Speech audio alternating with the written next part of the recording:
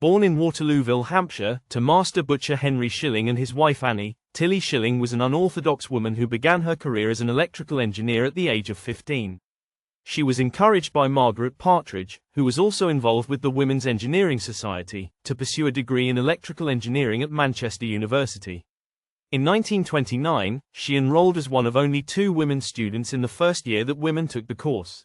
Tilly's love for motorcycling continued when she took up racing with the university club.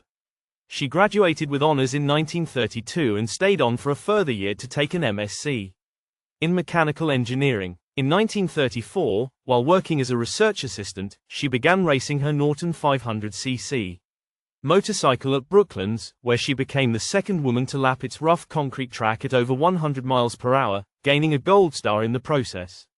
She went on to be the first woman entered at scratch in a race open to both men and women.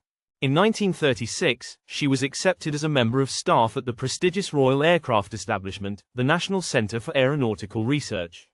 3 years later, she had become a specialist in aircraft carburetors and met her future husband, George Naylor, a mathematician who worked in the Ray's mechanical test department. They married at Aldershot's registry office on July 21, 1938. The start of the war ended motorcycle racing, and Tilly's Norton was tuned to become her normal form of transport.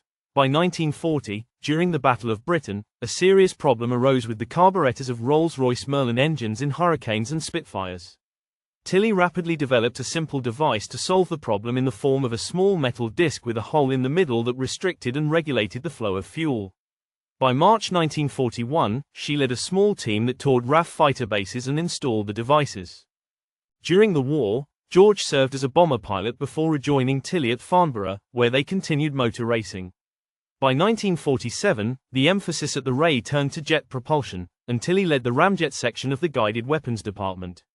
However, her further promotion prospects were not helped when she refused to move to nearby Pystock that took over the Ray's ramjet work.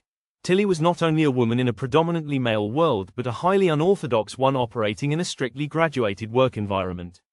Her unquestioned engineering ability, distinctiveness, and rare courage made her one of the Royal Aircraft Establishment's most memorable employees during the war and beyond.